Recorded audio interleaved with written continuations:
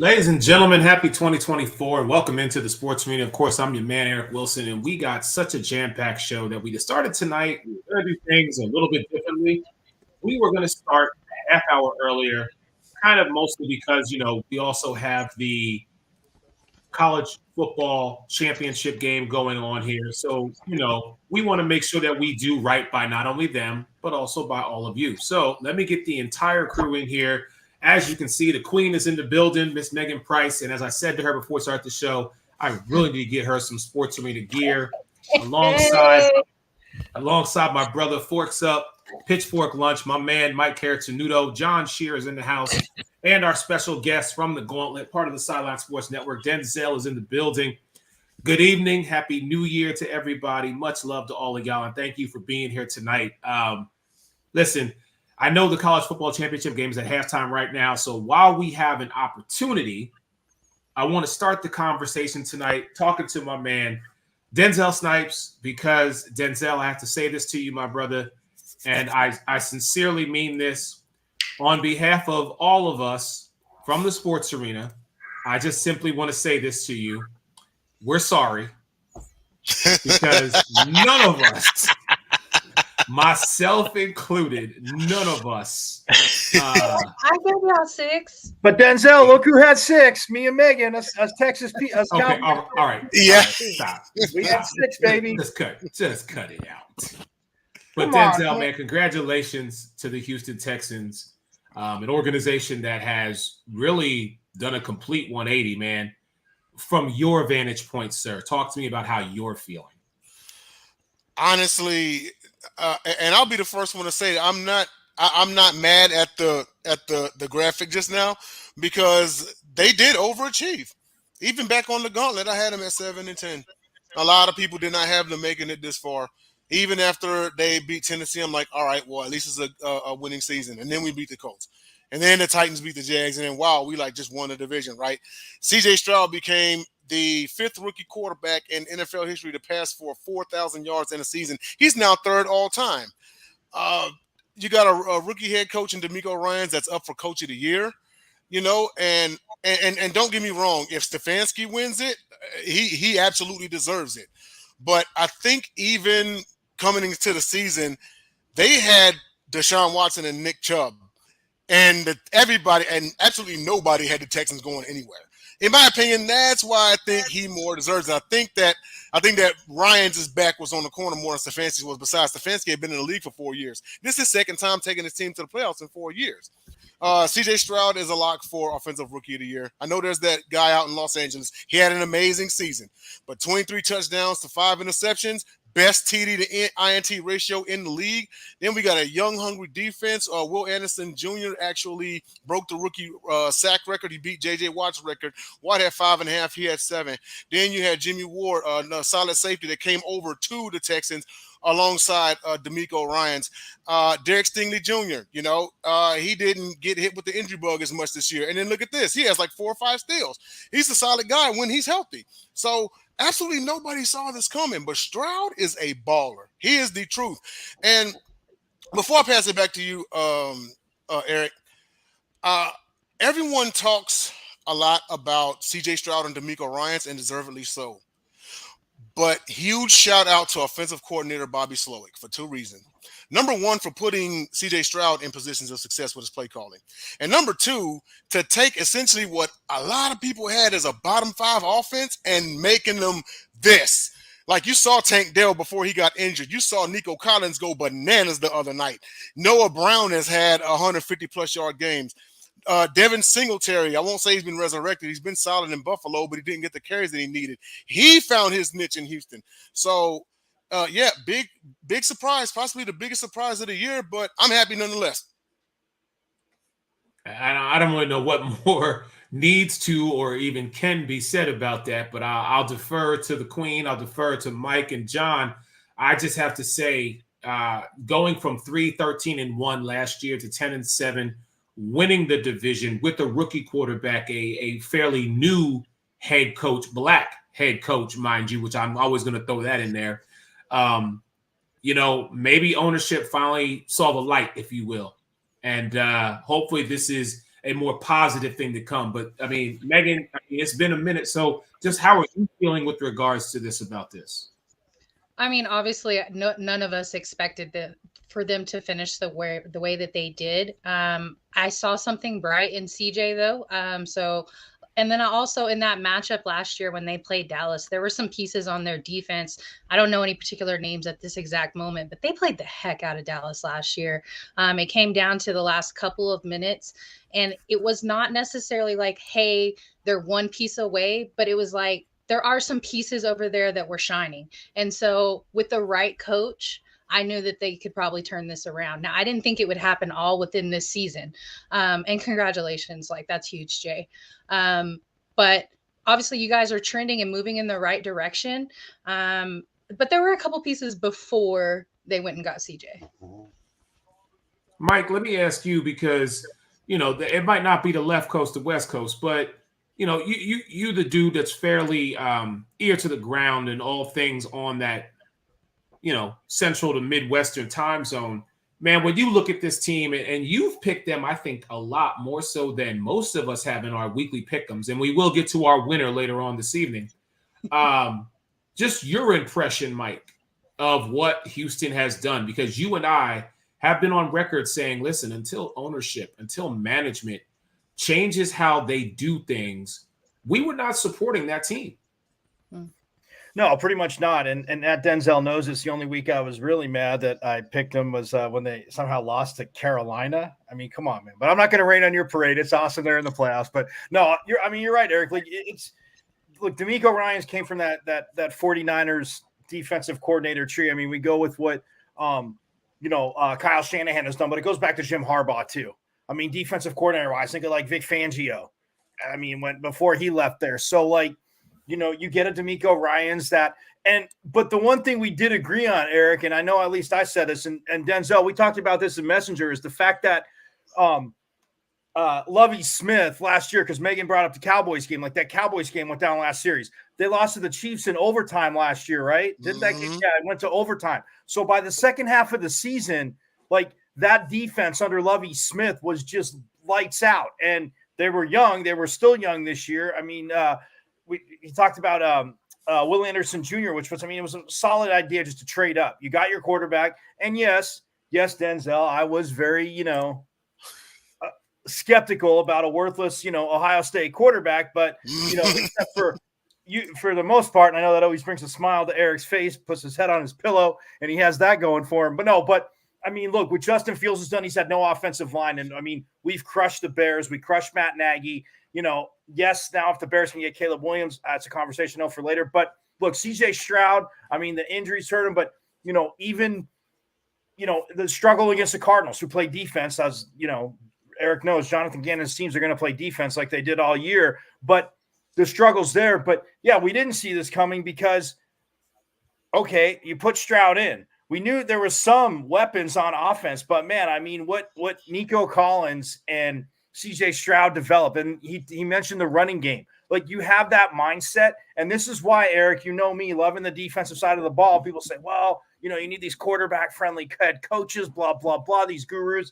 If you can't play defense in this league and have that nasty attitude, then you are going to get rolled. Doesn't matter what you do. And D'Amico Ryans just extended what Lovie Smith, like we said, unfortunately got canned for no reason. But, yeah, it still is tough to support your team, Denzel, just because of the organization, the people who are in charge. But what they've done on the field, I love to see it. You don't want to play them. I'm interested to see how the experience and come on, Denzel, they got to still be having nightmares about Amari Cooper, though. That's all I'm going to say. Yeah, but also keep in mind that game we didn't have CJ Stroud, we didn't have Will Anderson Jr., we didn't have Grenard, so there was virtually no pass rush. Joe Flacco had all day to throw. And then we had Keenum at quarterback, who did beat Tennessee, but obviously struggled against the Browns. And then Davis Mills came in the game. When you don't have your star quarterback in, it does, kind of change things a little bit, And I'm pretty sure people came away from that game thinking, what would the game have been had Stroud played? Well, very true. But we always say if was a fifth, this would be the sip-off. John, put a nice neat little bow and ribbon on this thing so we can close this out. We got to let Denzel get back to the game. Talk to me about it, my brother. The Texans' defense hasn't been great down the stretch. It don't matter if Will Anderson played. It don't matter if C.J. Stroud played. Amari Cooper set the single-game record in Browns history for yards with 265. So it didn't matter how many guys you had on defense because nobody was stopping him. So just keep that in your mind whenever they beat you on Saturday, because that's what's going to happen. They're going to go into your house. They're going to beat you again. It's been a nice season, but you're young, and it's not your time. Like I said with the Timberwolves, when they got knocked out of the playoffs, they were up 3-1. It's not your time yet. You're too young. The Browns are experienced. They're a veteran team. Joe Flacco, what has he done in his career? The best thing he's ever done is win on the road. It's the only thing he knows how to do. He won a Super Bowl doing it, and he's gonna break your heart on Saturday. He's gonna do it again. So that's all I have to say about this. Is Joe Flacco's a road warrior, and he's gonna do it one more time. Denzel, don't let him dampen your Monday mood. Don't let him dampen it. Listen. The game is starting back up. Denzel, the college football playoffs. I'm gonna let you get back to it, my brother. Much love for you joining us here tonight on the Sports Arena, man. Hey, we will definitely see what happens on Saturday. Best of luck to you. Best of luck to your Texans, man, and stay blessed. We'll holler at you. When we come back, of course, always, brother. When we come back, more with the crew. We're going to get into some more NFL talk because we haven't seen each other in 2 weeks, and trust me, we got a lot to discuss. Good, bad, ugly, it don't matter, but it's going to happen here tonight on the Sports Arena. We'll be back in just a moment.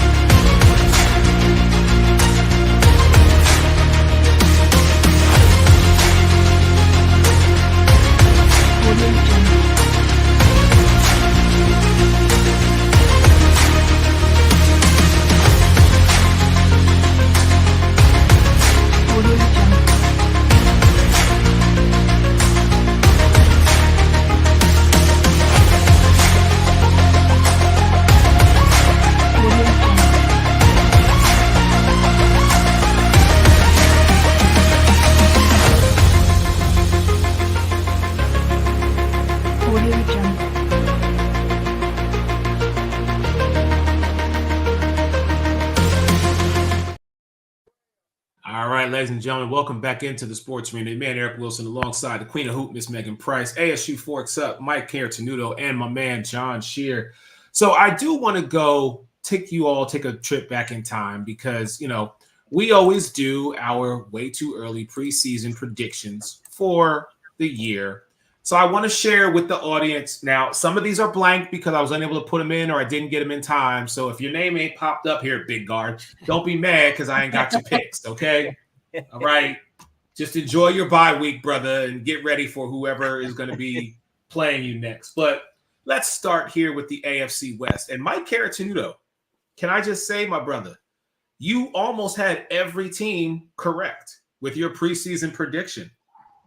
So a huge shout out to you. Eric. The Chargers broke our hearts, Eric. They did. Well, Brandon Staley broke my heart, and I'm glad he's gone. Wait, so can you say that you dislike, side note real quick, you dislike Brandon Staley more than Amari Cooper? Has Amari Cooper moved to the barbecue now? He ain't there just yet, but someone speaking of barbecue. Why don't you like Mari? Why don't you like Mari? I do like him now. I do like him now. Oh, such a hater move. I am. But Megan, just so you know, Mr. Alex Rondo Griffin said you're the only one who's been invited to the barbecue. Because I picked the Colts, and because they had a home field advantage, and But here's my thing.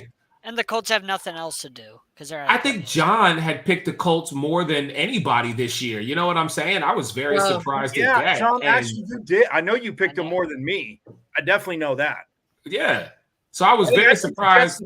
I told my mom I had to lose. I lost a lot of games because I took Mama Caratanudo's Jets the most. Anyway, get back to the West. Sorry, Eric. Sorry. No. But I mean, again, this is what happened. Now, when we move over to the NFC West, John. Yeah, you knew Arizona was not. Let's talk about the Cardinals. Oh, yes, I was close. 2-15. But John hit it on the head. 4-13, John. I was not close about the Rams. No, John, my brother, you were not close about the Rams. And again, the ones in orange are last year's numbers. They're not this year's numbers. Right. So All right, so let's move on to the AFC East, where I was the only person who knew Buffalo was going to be 11-6. I knew they were going to slight. I knew. Yeah, you knew they were going to win their last 5, huh? And then we switch over to the NFC East, where no one got it right, clearly. So we're just going to skip past that one. Here we go. But as we showed earlier, oh wait, I got AFC. Oh no, I got the Cowboys wrong. AFC South. You got the Cowboys wrong, Mike. Just relax, okay? I We'll said get to your 13-4. Cowboys. You and Megan. We'll get to your Cowboys in a moment. All right. Clearly, I knew Jacksonville was going to do something, but Megan hitting the Colts. She knew the Colts. That was her team this year at 9-8. Yeah, John, you picked them to win 6 games, and you picked them more than 6 times. Hey, look, I have things going on. I don't remember everything I do. Predictions. Hey, I did that with the Jets and Texans too, John. So next year I gotta write down what I put just so I remember not to pick them more than that. I changed my mind a lot. Well, listen, as they say on the 4-letter network, it's fluid. It's fluid. Okay. Right. This was us with the NFC South. And again, I mean, listen, Look at Mike, my Bucks, baby. Yeah, 9-8, and we'll trust me, we'll get to them. What was I thinking with the Panthers? Oh, I will say in your defense, Queen of Hoop, your show, Chicks and Salsa, your show, the Sip Off, your show. They're tied to Charlotte. Yeah, you have ties there. So sometimes, we move with our heart as we want to, Right. but it don't always work that way.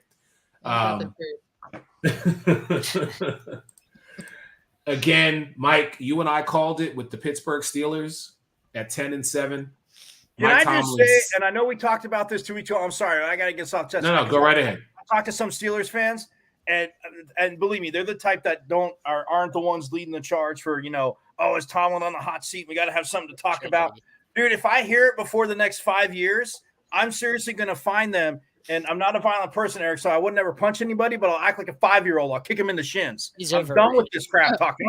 And you know me, I'm not even a Steelers fan, but I'm going to kick people in the shins. So, John Shear, if you start that joke next year, I will kick you in the shins. Overrated. All right, hold on. Alex is asking us to please go back to the AFC South real quick. So we will go back there for him right here. Here you go, Alex. This is for you, just so you can see. He's a Ray Colts fan? 13. Ty said 4-13. John and I both said 6-11. So yeah, Megan, I guess, is the only one invited to the cookout. So green must mean you didn't make the playoffs, right, Alex? Oh no! Oh, Alex, that's rough. Hey, Alex, the Jags are out 6-11 because of the offense looked like it didn't look the same as it did the year before when they went 4-12. Was laughable for sure. Yeah. All right. And then this is the one that I have to, and I wish the sports reporter without pay was joining us, because this is the one that does my heart so good. It's the fact that I was the only one to predict correctly that the Detroit Lions would be 12-5. I was one game behind you. I had more faith in him. I was on the money. I was right on the money. Well, who was on the money with the Packers and the Bears? I got the Bears. I know. So, but yeah, in essence, I mean, listen, we do it in August with our way too early bird season predictions. Sometimes it works out. I will say, Mike, you had 7 out of the 32 teams correct. I had 7 as well. Don't know how that happened, but I did. John, you had 2. Megan, you had 2. And Ray had 3. So, it's August. We made some predictions. Some came to fruition. Some didn't. You changed. The crazy thing is, you two are dead last in the pick'em, right? So, getting to the pick'ems, John. Shut your mouth, John. I think I would. Since you want to bring that up, John. Mike. I was kind of waiting.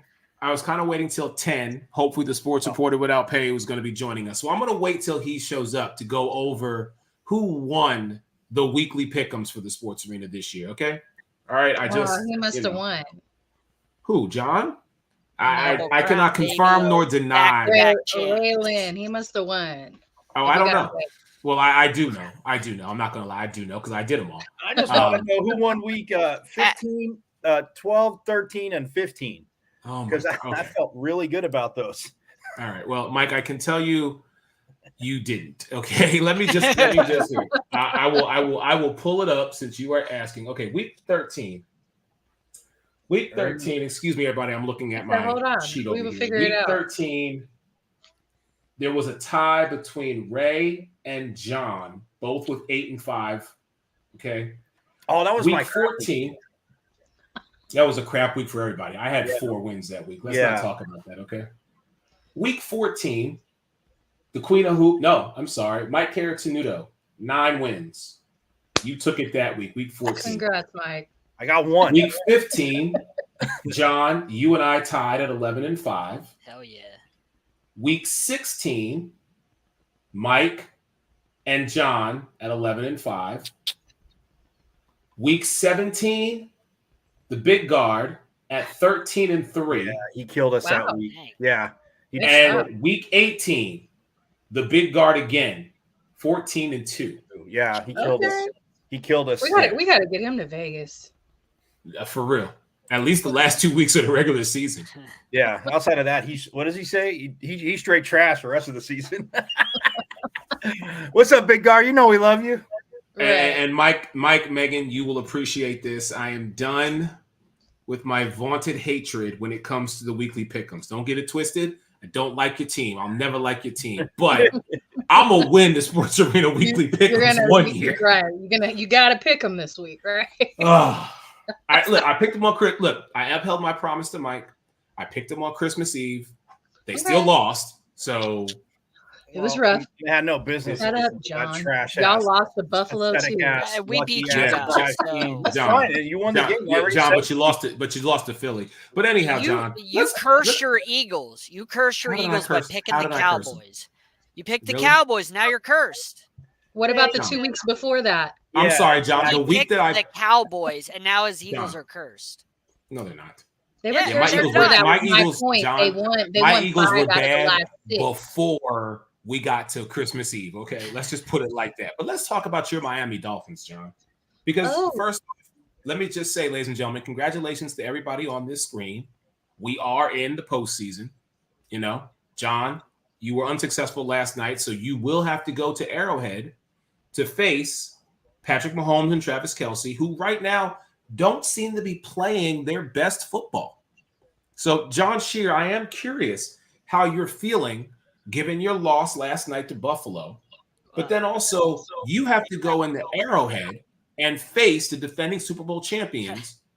And Tyreek Hill is essentially going back to where the cheetah kind of became the cheetah. How are you feeling, John? Well, it's not even about the game last night. It's about the injuries because we're already super banged up going into that. Then we lost Andrew Van Ginkel. He's not playing against the Chiefs. We lost Jerome Baker, middle linebacker. He's not playing against the Chiefs. The guy behind AVG, he's not playing against the Chiefs. He broke his leg. So, like, we already have a mass casualty unit, lost our middle linebacker, lost our only other edge rusher. I don't even know what to think at this point. Don't know if Mostert or Waddle is going to play.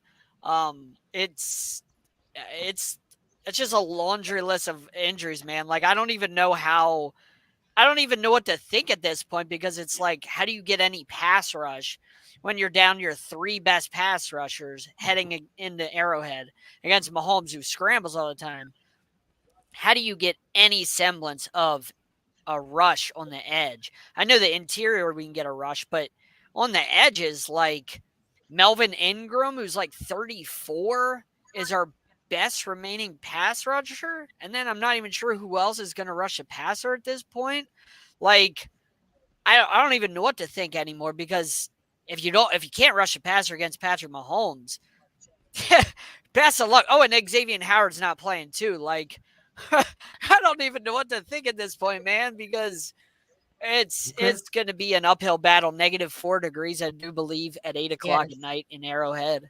I'm trying to remain optimistic, but I mean, you can only overcome so many injuries to key players before you're just like, you just throw a dart at the wall and hope you win. I mean, at that point, like, It's not an excuse. It's just no. And you again, can't normally, lose. if it was an excuse, John, one of us would be calling you out. But You the can't fact lose is, that many key players. But I still Right. hope to win. It's really course. hard. It's Well, hard it's to funny remain John optimistic. says that. John, it's funny you say that because Buffalo they lost their It's best not the corner same thing. how many Mike. weeks It's ago? not even the They same. lost another linebacker yesterday. It's They not the lost their same best thing. corner, who's equally one of the top 5 corners in the league early in the It's season. not the same thing. So Mike. there you go again, making excuses. Buffalo's your daddy. That's fine. They had Not excuses. even They close overtook to the same Josh Allen. thing. Yeah, it is. All it is another excuse This for is Dolphins. water, but I'm enjoying the tea. Yeah, that's No. right. Enjoy that tea, Megan and Eric. too. Jalen Great Phillips tea. is a I got top some 10 pass rusher. Smirnoff vodka here too for you. Anyway, that being said, you can say it all you want. It's not the same. They lose another linebacker. They had guys out on the defensive line throughout the season. They won 5 in a row. They dominated you twice. It's always an excuse when Buffalo wins. How is it a Guess what? domination Tre'Davious White still isn't playing. Josh Allen How gave is you it domination? opportunities to win that game last night, and they couldn't. The fact that Buffalo stepped up and won, and yes, here we go with the injuries. And Eric, I said this when the Cowboys sucked the first year under Mike Nolan, because I say his name now because we're friends, because he's not there. He can come to the barbecue as like the 12th or 15th guest, Megan. No, He's no, good. he cannot. No, No, he Mike Nolan can cannot. come now that he's gone. He's gone. But when Mike Nolan was there, the defense was terrible, and they had all the injuries on offense. Oh, the Cowboys this, the Cowboys that. Nobody wanted to hear anything about, I don't know, their all-pro left tackle being out for the year. Their all-pro right guard being out. Their all-pro center having Jillian's Bear the same damn season was out. Nobody wanted to. Everybody said, you can't say that, the Cowboys, blah, blah, blah. So I said from now on, we're not doing the whole injury thing. It's the NFL. Yes. Is there have to difference in acknowledge it, talent? Mike. Absolutely. You can't ignore It it. doesn't matter, John. No, Absolutely. it does matter. Everybody You press can't them. say it doesn't Well, then it's matter excuses. when you Then lose fine. 2 elite That's pass that's rushers, cool. Mike.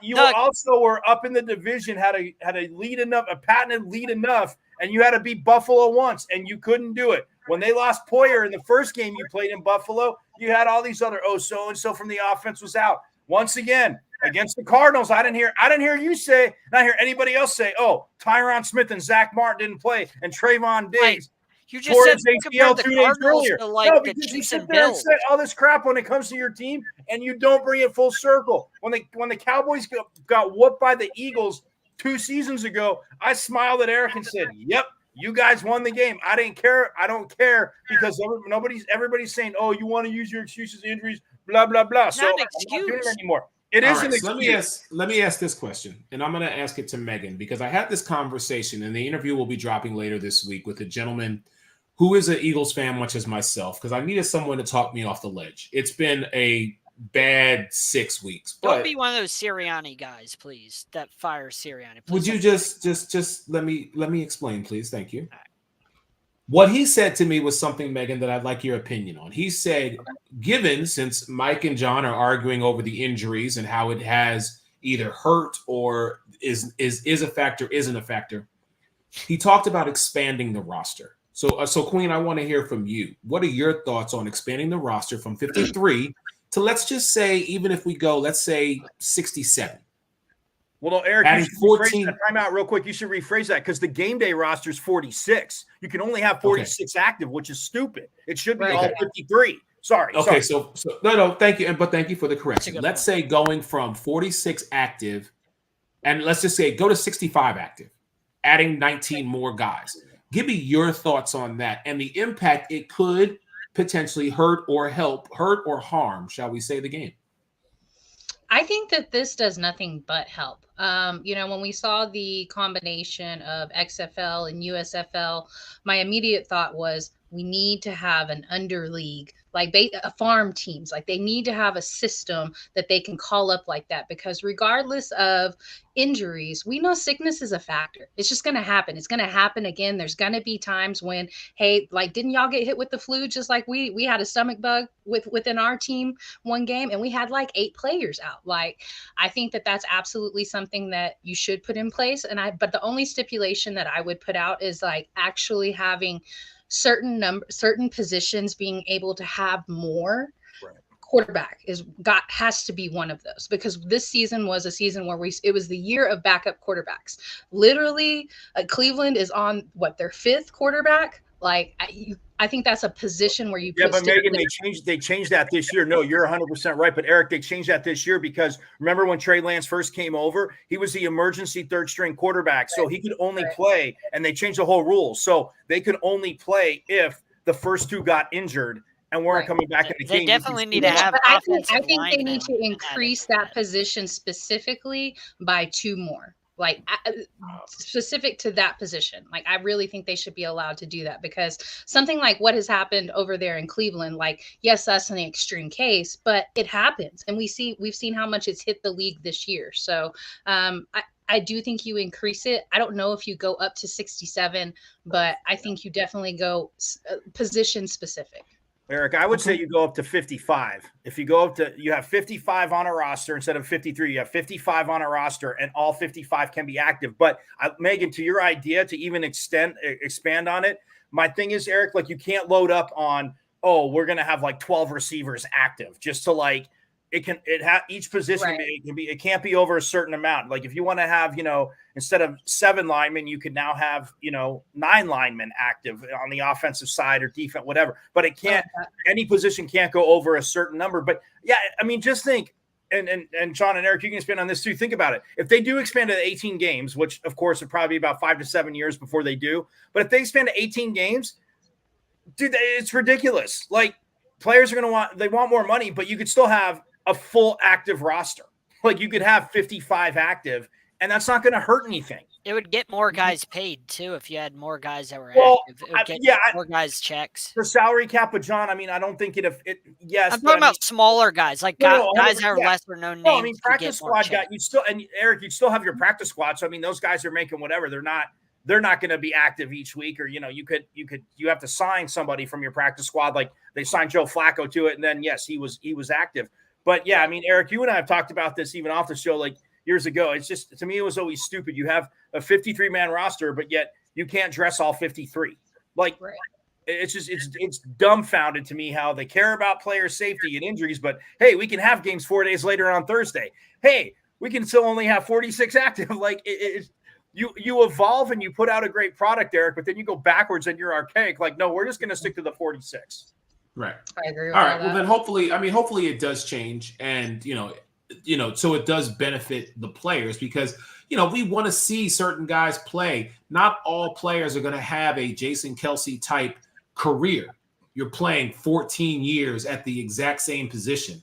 Not guys are going to be able to do the Tom Brady's of the world and do 20 plus years on 2 teams with 6-7 championships. You know what I mean?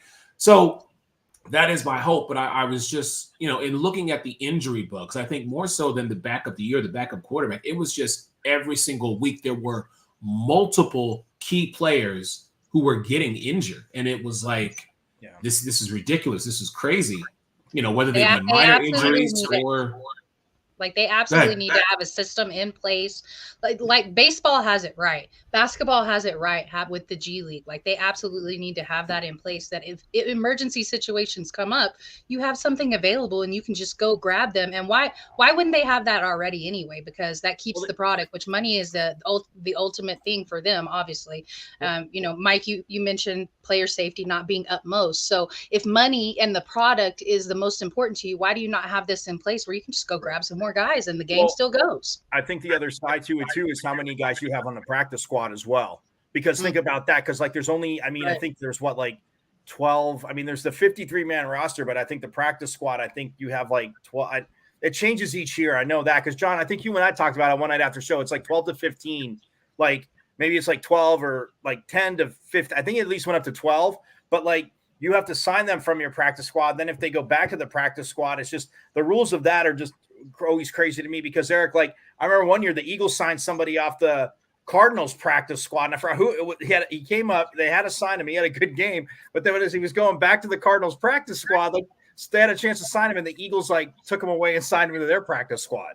So it was crazy, but like, I mean, it is the money. And those guys, obviously, if you're on the practice squad, yes, it's not like you're almost like week to week, you're getting paid, but it's like kind of a week to week thing. But I mean, it inevitably, yes, if player safety is it, you want 17 games. If you go to 18, look, the money's there. I mean, the cap's going up Eric, what'd you say? Because I know we talked about it earlier. I think it was like the cap's going up like 7% next year. Something like that. I thought maybe 6. Between I think between it might be 7. Right. Either way, it's I mean, and it's just huge. And I mean the only thing I would say, Megan, with the G League, it makes sense, but with the USF, I mean, you have guys on practice squads and enough guys that free agents, and I mean we can get to all that like hold out. I mean, they're only going to bring in a certain type of player, so I don't know. I mean, the yes, cap is going up 15 go million. look at what they have right now. Million? Go look at the teams that they pulled in the merger. Go look at who the coaches are. Go look at the names that they have. No, I agree with you. I think it's a very real product over there, and they're already. Hey, look at our kicker. Look at Brandon Aubrey. We can always bring it back to our Eastern Division champ teams. Brandon Aubrey, man, didn't miss a field goal all year. Yeah. Well, all right, we're going to take a very short break. When we come back, the Sports Portal Without Pay, if he's here, that's great. If not, we are going to announce, though, who our weekly Pick'ems winner is for this year for the Sports Arena. So give us about a minute, maybe a little bit less, and we'll be right back.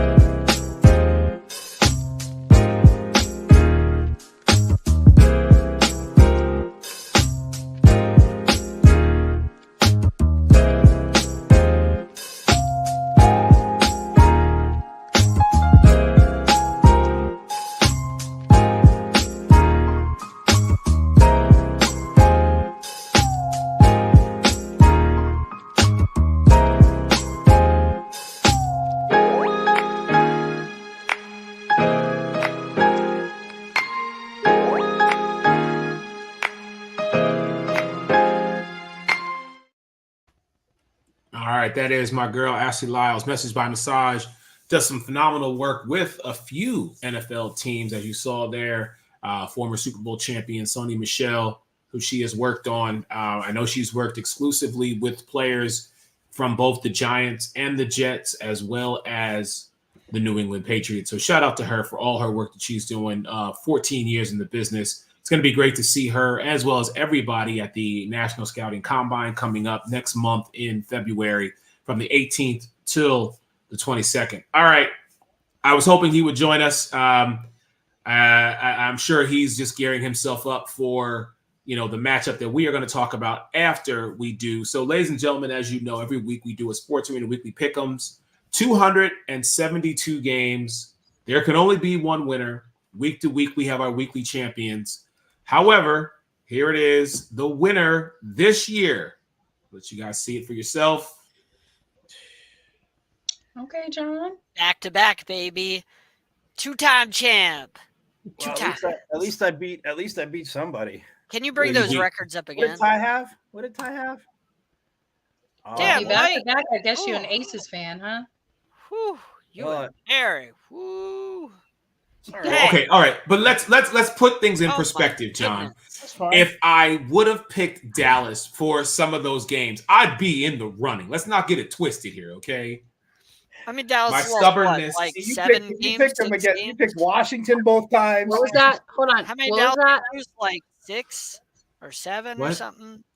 So I mean, you got like 6 or 7 wins off of Dallas. No, he didn't. He got. No, I didn't. I got not. He only picked them once. No, he picked against them. He got like 6 or 7 wins picking against them. No, he got 5. 5. Oh, 5. That's why I said 12-5, buddy. 12-5. Unlike you, we're 12-5. We're division champs. Oh, he only. That's right. He picked. Come with your excuses. All right. So you know what? Since I'm turning over a new leaf here. Let's talk about in the division. Let's talk about Dallas. What are you talking about? We all we did, we beat the Eagles when we needed to. We beat the Eagles. You know what's different? The Giants, Commanders. Who else is in the NFCs, Mike? I forget. The Eagles. Oh, that's right. We split with the Eagles. We split with the. They split with us. It's fine. You couldn't even beat the Bills, dude. It's fine. Enjoy your one and done. Let's talk about Dallas, even though I don't want to, but we have to. You're the NFC East division champs, so there has not been a back-to-back division champ in our division since McNabb played. Yeah. 21 years now, 22 crazy years. To think. But Mike and Megan, and I hate to use Stephen A. Smith's line, but I'm going to use it in this case. Are y'all still going to be allergic to prosperity? Because you have everything in your corner right now. It's the month of January. You're the number 2 seed. You are undefeated in Jerry World this year. No team who has walked into Jerry World, not named the Dallas Cowboys, has come away with a W. Yeah. Your first matchup is against Jordan Love and the Green Bay Packers. Mm-hmm. So, Mike, Megan, I'm asking you, are you going to be able to sustain yourselves and get to someplace you haven't been in quite a while, and that is possibly the NFC Championship game? That's my question. Can you get there? Us versus the Niners in San Francisco for the NFC Championship game. Book it. Wow. Yeah, I mean, look. Booked it.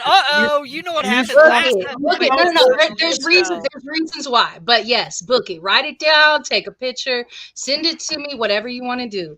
There you go. We're making the NFC Championship. You want to know why? Finally, we have home field advantage going into the playoffs. That's why. And because Aaron Rodgers is finally not on the Packers to put us out. Look, Jordan Love had a hell of a season, but to use John's words against himself, so it'll be funny how, of course, because we know Eric likes to speak out of both sides of his mouth. Oh, Eric booked it. He got the Post-it. The Post-it's out. I love it. Now, the run ends in San Francisco. Don't get me wrong. I'm not delusional. We'll see what happens. But that being said, I'll use John's words against him, because Jordan Love has had a good season, and the stuff coming out of Green Bay and everything, the GM saying, well, we'll see the next 3 games. Like, Jordan Love has had a good first year start as a full-time starter. It's been a good season, but he's really a young quarterback who has not been to the playoffs, who is like you said, Eric, is going into a Cowboys team that has won 16 in a row at home in Jerry World and has put up 40 on teams. Good, bad, indifferent. And I mean, look, hey, that Jets defense, who punched a lot of people in the mouth, did not fare too well in Jerry World. The Cowboys pulled away in the end in that. So, look, you play like Ray. You play who's in front of you, and coming in there. Look, can the Packers run the ball? Is that a concern? Yes, but is Eric's second favorite best friend, Mr. Micah Parsons, Mr. Penn State linebacker, who got his 14th sack yesterday.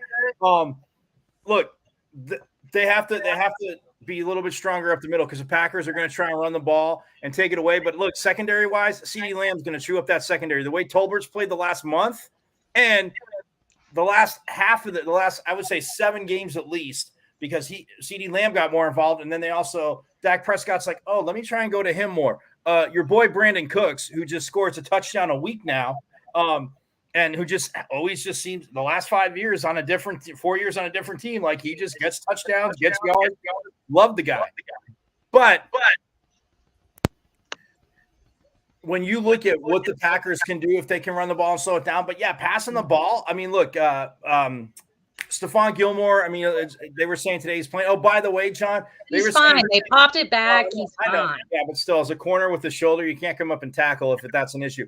But they said Jalen Waddle, he looked really good in pregame yesterday. So they said he's on pace to go, and so is Mostert. I read that today on one of your things. But hopefully, I digress back to the Cowboys. I mean, you would think at a number 2 seed playing a young team like the Packers, yes, they can run the ball. I just think in the secondary, I mean, look, Eric, as much as we argue, the first time we played in Philly, like, yeah, CeeDee Lamb had a decent-ish game, but, like, your secondary was there. The Packers don't have that secondary. So I think that you're still going to have to run the ball. Tony Pollard, John's best friend, Tony Pollard, is going to have to be more involved. But and Dowdle is going to have to be more involved in the offense. But you mix it up, they get it going. Look, I'm not saying the Packers won't score, won't be able to run the ball, but the Cowboys should control that game and beat it. Our rush defense is the only hole that I see, and it's not as bad as it has been these last few years. This year, It's a little bit better. I mean, we're not like top 10, I don't feel like, but we're probably middle of the pack. But it's not as bad. It's not as glaringly bad as it's been in other seasons. The difference between a lump of coal and diamond is a mess of pressure, right? Well, Green Bay has none. They have none. They're not going to be able to put any pressure on Dak, and that's going to be the difference there. Are they going to, like Mike said, are they going to be able to score on us? Some. But I think our offense is going to be way high powered than theirs, and they don't have the coverage for it. I concur. I'm still sitting here in shock that Megan took my 2 words that John loves for me to say, and she had no problem just saying this was fitting to happen. Like, I'm letting y'all know right now. I ain't been here in a minute. I said it 5 weeks ago before y'all really started playing really bad. The thing about the Eagles is it's not that. No, we're not there yet. Don't worry. You'll have your time. We ain't there yet. I got to go in 15 minutes. So can we get there next? Sure.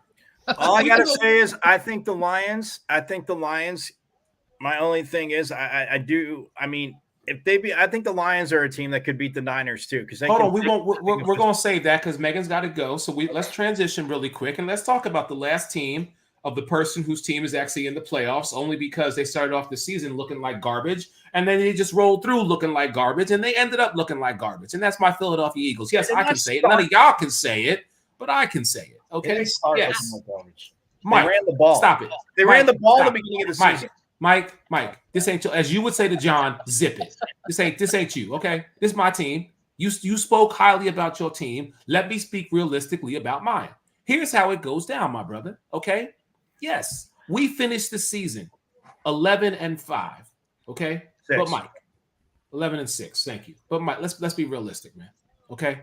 Since the San Francisco game, we have been a shell of ourselves. We have not been that team that went to Las Vegas, Arizona last year. And you and I and John had the privilege of speaking to the players last year. You and I were in the same room as Patti LaBelle and Donovan McNabb, listening to Patty kick her shoes off and sing to the hills, going to Ron Jaworski's cigar bar party. Thank you, John. I'm just saying to you, this is not the same Philadelphia Eagles team, okay? I don't know what happened. I don't. I wish I knew. But running the ball. I can tell you what happened. Y'all don't have a coordinator to save your life. You don't, not a defensive one, not an offensive one. Even in those 11 games that y'all won, every single game was ugly. And so that playing ugly caught up to y'all. Yeah, because I have a bone to pick with Eric. They were 10-1 and then 1-5. All I'm going to say is I still stick by the beginning of the season. Nobody could, once they got DeAndre Swift, like you said, involved, but nobody could stop their running game. Yes, the Vikings had a lot of turnovers that game and maybe early on gave that game away. Okay, if you want to say the Vikings gave the game away to the Eagles, I can live with that. But the first 6 weeks of the season, they were shoving the ball down teams' throats. If you can't stop the run, there's no need to stop doing it because nobody was stopping their run. I mean, that's gonna be the theme for the AFC too. Who can stop the run on the Ravens? That's the secret to beating the Ravens. Beating the run. Who can do it? John, what's your bone? Because you got one. So go ahead and pick it. I have a bone. You said Philly's been trash all year. What week was it? Hold on, Mike. Stop. Now, I believe it was about week. Do you remember this conversation, Eric? I think it was week 5 or 6 or something. Eagles were, I don't know. To the Jets. They were like 4-1, whatever. They looked really good according to everybody. Their record was great. I believe you had beaten us or you're getting ready to beat us. And I told Eric Wilson on this show, I said, the Eagles don't look right. I said, they don't look right. There's something off about them. No, John. This is my team.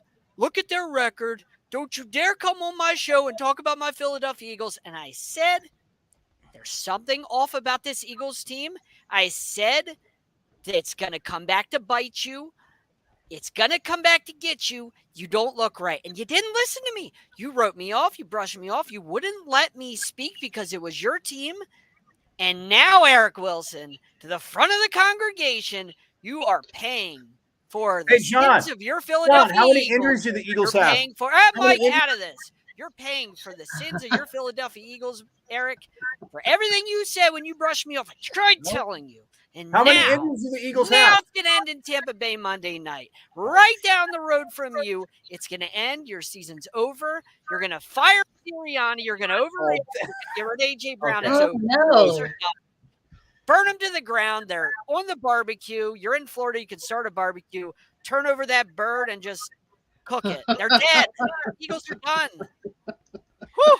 Man, I've been Woo, really John, you sound like a Cowboys fan. I John, like how many? No, how I've many been injuries waiting did they for have? that. No, Till because you Eric like to brushed talk and me do off. that. I've How been many? holding that receipt, waiting for this. How moment. many defensive Mike, injuries have they had? Mike, No, Mike, because we're you not talked doing about that. his team. Mike, blah, we're not doing blah, that. blah. Mike, I will never use injuries. No, but he talked As an about his and how they but couldn't overcome it against Mike, Buffalo. Time out, Mike. I didn't I'm say not you John. would. I'm asking him. Mike, I'm not John, and this ain't about the Dolphins. This is about Philadelphia. Now that everybody has had their say in how they feel about my team, and to John's point, John, it was probably either right before or right after, and I will say it was probably right after the Miami-Philadelphia game that you said to me, you may have beaten us, but something doesn't look right about your team. And you're right, John. Whenever someone comes at my team, you know I'm the first person. Because as I always say, I ain't a hard man to find. I will take it. I had to sit here from San Francisco to Dallas to Seattle. We were lucky to win on Christmas. Thank God for small favors. Losing to Arizona and then losing again to the splitting with the Giants, which should have never happened. Hey So, guys, John, you're absolutely we got some breaking news. Yes, ma'am. John Morant's out for the season. Ooh. What? Yep. It says he will undergo season-ending surgery after just a few weeks of returning from suspension. Man, what a shot! Wow. He had a brace on last night On his right shoulder. It's due to a labrum tear. Wow. So there Don't you go. let ladies Eric and gentlemen. skate out of this. Don't let Eric skate out. I'm not skating out of nothing. Well, I mean, it's too big a news not to say. Hey, Exactly. all I know is the Buffalo Bills won the division for the fourth year in a row. Eric, Okay. Of course, it doesn't matter. I know, John. Your excuses. But John makes a very valid point. And again, I will sit here and say it. It was But those again- losses. It was that loss of those coordinators. I mean, you lost your whole coaching staff except for your head coach. No, Right. you should not fire Nick Sirianni. Like, y'all have a good coach. Listen, I'm not in the mood of firing anybody. I'm not in the mood of firing anybody. What I will say is we need to get back to basics. That to me is the solution. If we get back to what Mike is their D coordinator next year. Listen, I met him. I would love to have Wink Martindale. I know Okay, you. I personally met him, and if I knew then what I know now, I'd have bought all his breakfasts and been like, "Yo, man, if you could just come to Philly, I'll give you free breakfast as long as you are our defensive coordinator." Okay, let's call a spade here. His mama got a house down here, so, bruh, for real, we could do that. Okay, Wink, if you listening, you know me. You come to Philly, bro. I got your breakfast. You and the wife. Come on, cause if you don't come to Philly, I got steak dinner for you. You know what I'm saying? But listen, it's very simple. Mike, you have said it for years. John, you know this to be the case. Megan, you know it, and damn it, I know it too. It just needs to be applied. If you've got a solid defense and you can run the ball, you will get yourself very far in this league. And Philadelphia has missed those two ingredients. We don't tackle people, and we have a 3, possibly 4-headed monster, and we're not utilizing DeAndre Swift, Boston Scott, Kenneth Gainwell, and Rashad Penny. I ain't seen hide nor hair of none of them in this season. I agree. In like 6 weeks. Right. So can we get to the run game? All kidding aside, and I'll trash talk to John, like the first few weeks of the season, that's what I said. Like, yeah, maybe, the knee was bothering Jalen Hurts more. Everybody knew he was banged up. You could see it because they talked about him wearing a brace. You saw, I mean, his throws weren't, it's not like he was not throwing accurately. I mean, he was throwing downfield good. He wasn't as crazy mobile, and the tush push was still working, or the brotherly shove, was working. But I mean, look, all trash talk aside, and like I said, Eric, DeAndre Swift had that big game against the Bucs that week, right? That's when he like busted out that game. So the Bucs are going to be worried about that. My thing is, if you're running the ball, nobody's stopping you. Yes. To John's point, did Jalen Hurts look a little bit, hesitant to and we talked about that, hesitant to scramble. Sure, the knee was bugging him. He's played the whole season. So, but it's not like it affected his accuracy. Like, he was hitting A.J. Brown. Just a lot of defenses started rolling back, and it's almost kind of, they said, go underneath. Well, in going underneath, what made your team look good, and what I said back then, because we were on the show, and I said to John, I go, I'm puking as I'm saying this, but everybody's gonna go up high. They're gonna treat him like Patrick Mahomes when Tyreek Hill was still there. Cool, man. We're gonna take everything deep away. You want to force it downfield when everybody wanted to bury KC 2 seasons ago. You want to force it. Keep forcing it, because we're gonna have 2 guys up top. We don't have to be as fast as them because we have a 20-yard head start. So we'll just keep dropping. We'll play a 2-high shell. And guess what? If you don't take underneath stuff, well, what did the Chiefs start doing? Andy Reid's like, dude, you got to start doing this. Even Eric Bieniemy, like, we're going underneath. Like, but it just seems like he doesn't trust. No. And again, the scheme and the calls. Seems like Hurts just. Well, I agree. I think with the new offensive coordinator, to Megan's point, but Eric touched on Brian Johnson and Jalen have not had a lot of time together. So we're almost at 10:30. I know, Megan, you got to go. Though I think he's done a good job. I never said he didn't. I never said he didn't.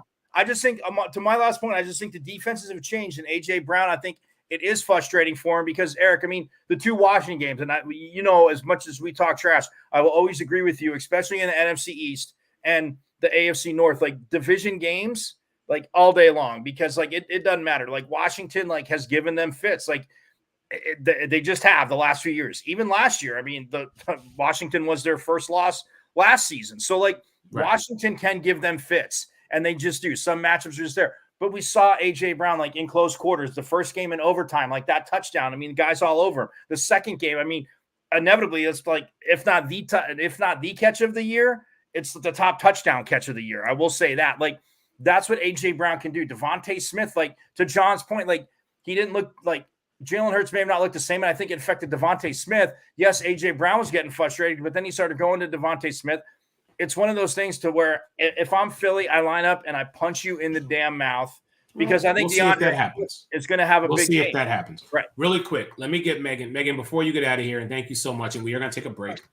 Megan, give me your predictions for this weekend, all right? And let's run down the list. So let's start with Cleveland and Houston. Who do you like in that matchup? That's tough. Cleveland's what, they're the number 1 defense in the league. Is that right? Yeah. Are they the number 1 defense? And just the legend that is Joe Flacco. I mean, just your average Joe, like, I don't know. That's kind of hard to pick against Cleveland, but Houston has really, really just showed out for CJ. I give it to Houston. Okay. So then talk to me about Miami, Kansas City. This is going to be a really ugly game. I think it's going to be lower scoring, and it's going to be close. Like, I could definitely see like a 19-12 Miami on the losing side. Okay. So then talk to me about Pittsburgh, Buffalo. Buffalo demolishes Pittsburgh. They should have lost this season. Okay. All right. So let's go to, I'm not even going to say your matchup because I know you're going with Dallas. That's fine. I am. But let's talk about Matthew Stafford returning back to Ford Field to face Detroit. This is a matchup that, while there are several storylines going into this matchup, obviously Goff and Stafford, I think Goff has more to prove because his team gave up on him. Like, Stafford's coming back. He's got a championship. He was beloved there in Detroit. Like, I think that he doesn't have anything to prove. However, the Rams are getting healthy at the right time. I'm going with the Rams. And then finally, the Monday night matchup, Philadelphia in Tampa. This is another game that I think is going to be low scoring and close. Both teams have kind of had a tough time scoring as of lately. The Bucs have been that way for a while. I'm going to go logically. I think you need to go Philly. Just because on paper they're the much better team. And the only reason Tampa is there is because somebody had to win that awful division. But I could see Baker making y'all lose. I could see it. I really could. I mean, listen, it's a rematch of Week 3, Monday Night Football, same place, basically same time. just 4 months later, however long it's 4 months later. Right. So I mean, I get it, but from all intents and purposes, Megan, you're saying Houston, Kansas City, Buffalo, Dallas. Are you saying the Rams or are you saying Detroit? Rams. You're saying the Rams. I think Rams get the upset. And it's not a dig to Detroit. It's just sometimes their coach is a little outlandish, doesn't play it safe, and sometimes that works out for you, and sometimes it doesn't. And I think this could be one of those where they just eat them up. I'm going to go ahead and go with Tampa with the upset too. Okay. It's not malicious. It's not biased. No. It's just you're not Mike. I get it. Okay, yeah, it is. not that. All right. Defend your team, and she's not me. Oh my god! I know.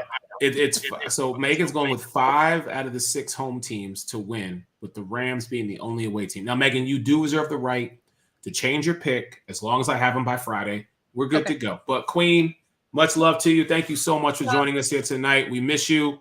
Hey, give our best to the fam, and we will definitely talk to you soon. Ladies and gentlemen, when I get back with the fellas, we're going to break down to a couple more of these games, because I do want to touch on Pittsburgh, Buffalo, and I want to touch on what Megan kind of teased us talking about, the Rams and the Lions, more with the crew when we come back. Connecting your brain and body with interactive games and tests. Why is there no physical activity in today's health physical? Trazer is an holistic technology used to rehabilitate, prevent falls, and improve sport performance.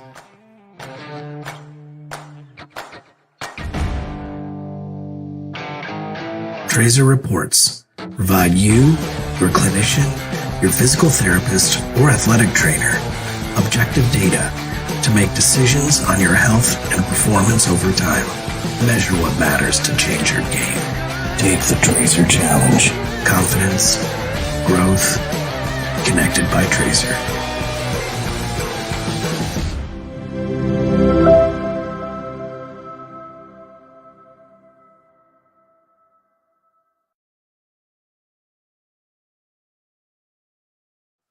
All right, ladies and gentlemen, welcome back into the sports arena.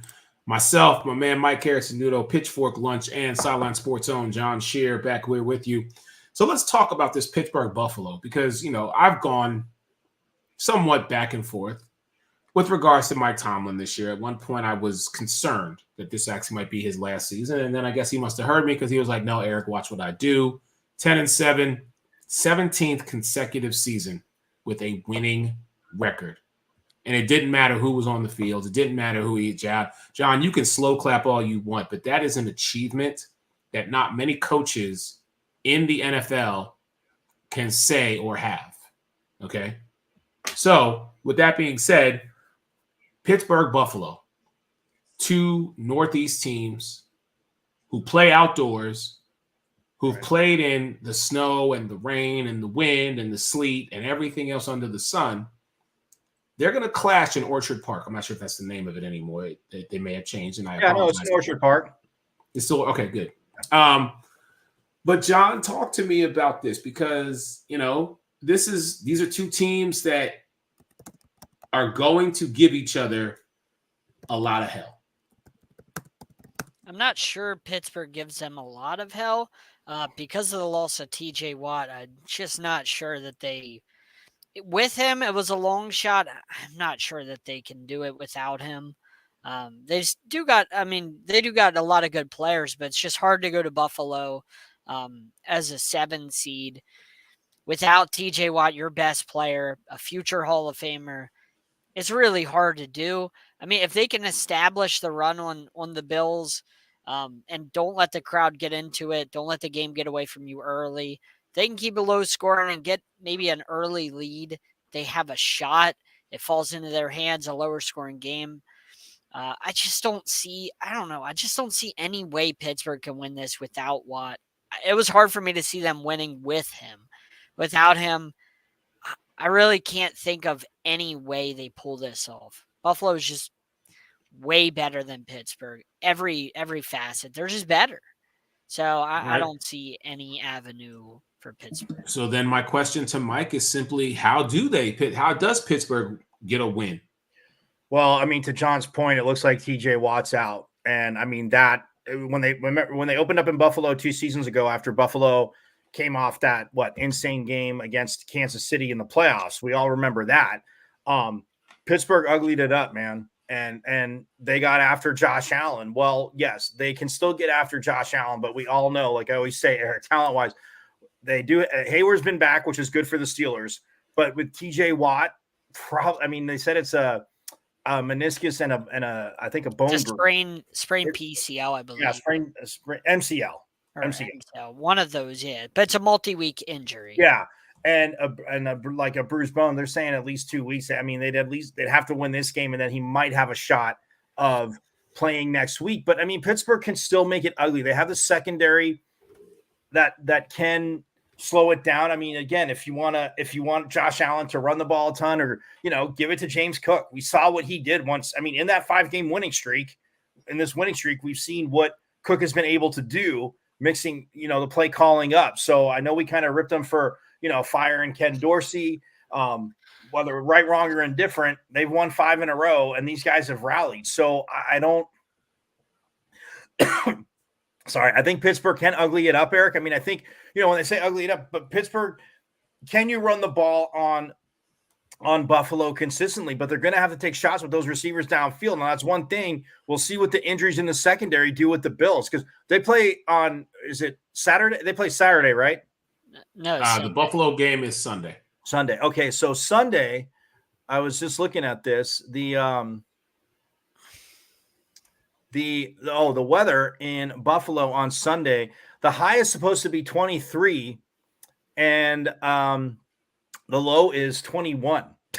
So it's basically going to be 20 degrees in Buffalo, and which both teams, I mean, like you said, Eric, snow, cold, they're built for that. So right.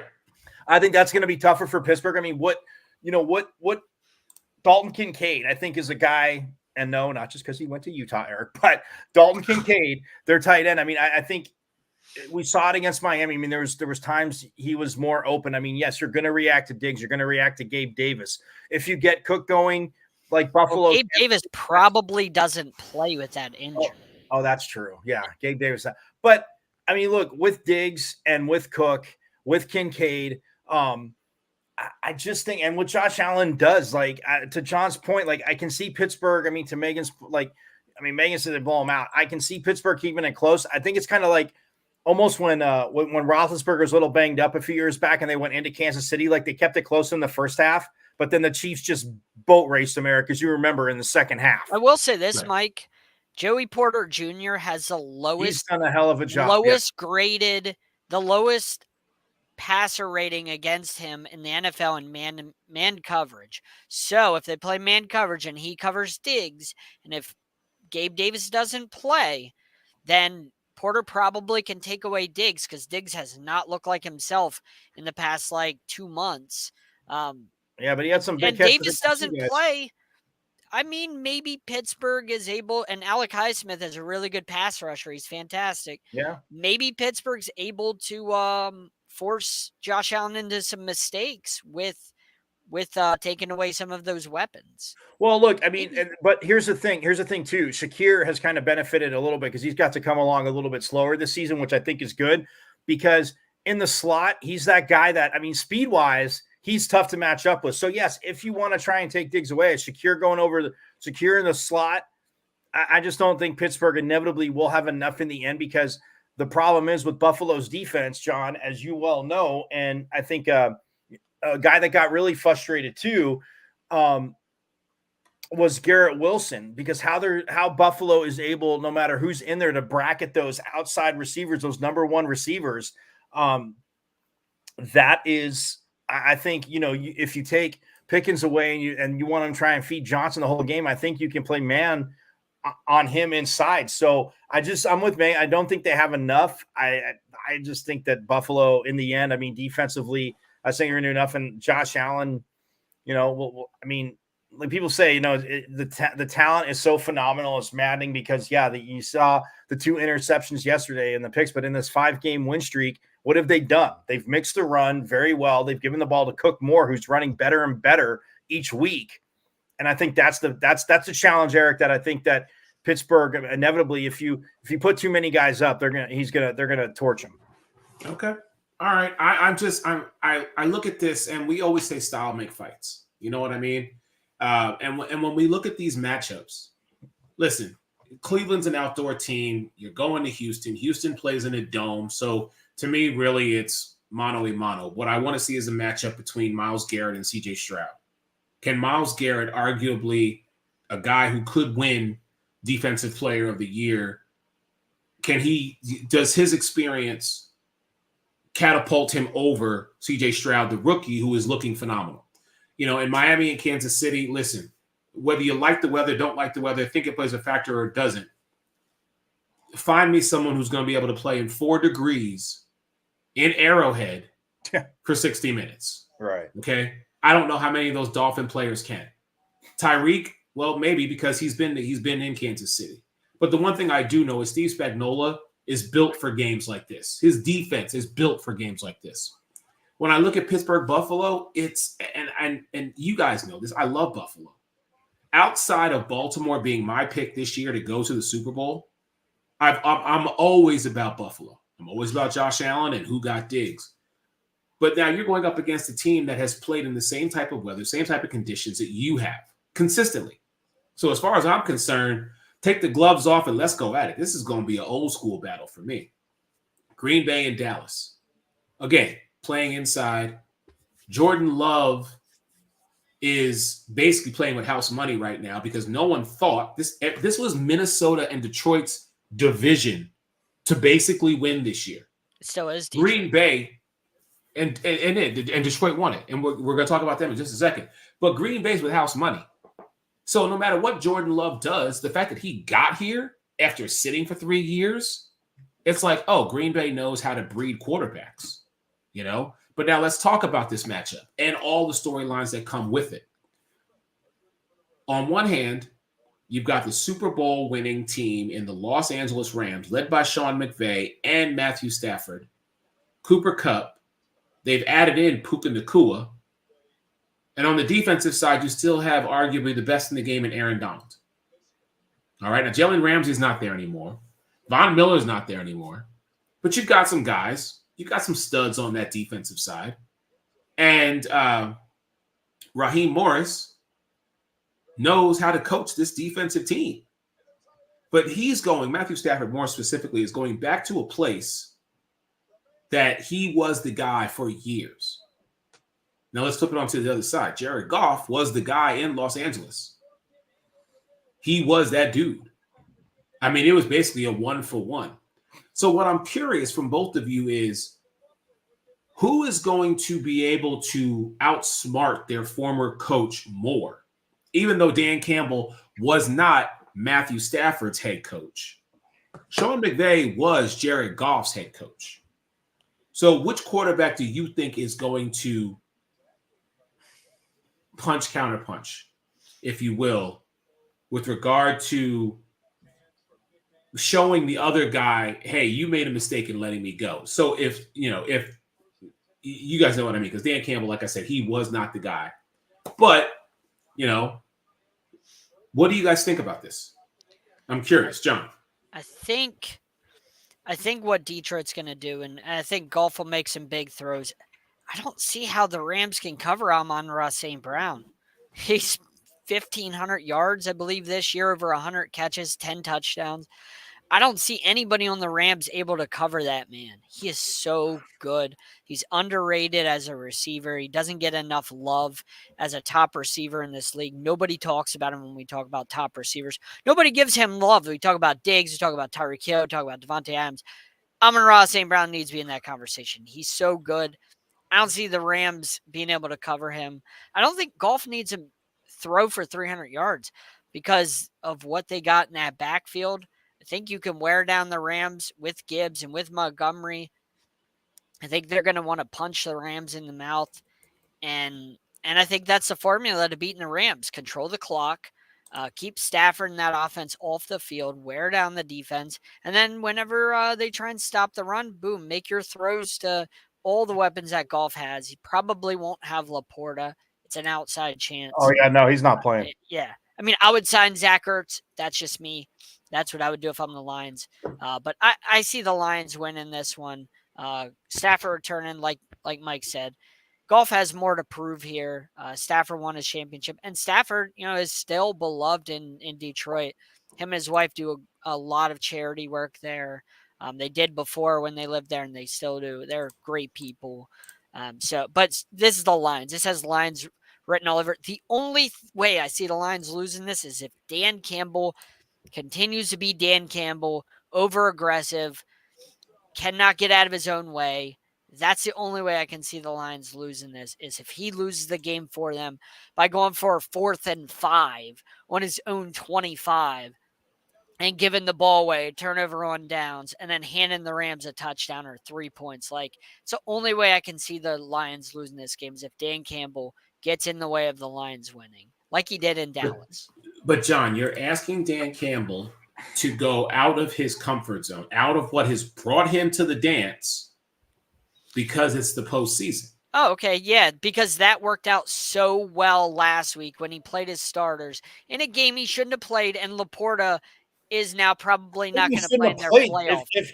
Okay, they won. Philly lost. If Dallas loses, they would have had to have Dallas. A long shot. They would have had the number 2 seed. They would have had the number 2 seed if they both lost. Yes, they would have. Worth the risk, Mike, of losing guys, and they lost their a guy who had the best season in the history of any rookie tight end ever, and they lost him because you had to get greedy. Should have just rested your guys instead of saying, yeah, this is who I am, and I got to play my guys no matter what. No. Sometimes, even though you're that aggressive guy, got to take a step back, like in Dallas. When you failed once, failed twice, okay, third time, take your extra point and go to OT. Dan Campbell doesn't know how to take his foot off the gas, and that's the only way I can see the Lions losing this game is if he gets in the way of them winning.